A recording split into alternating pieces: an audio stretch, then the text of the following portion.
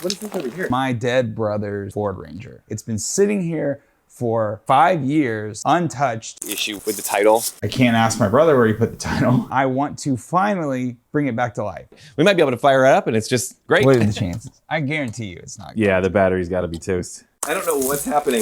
So Blair just called me and told me what you told her. He's got a friend who has a shop and works on cars. Are we gonna turn it into a 4x4 monster? Are we gonna drop it and put a 5.0 engine in it? Because I'm not good at taking care of that I don't know anything about. This is the journey of figuring that out.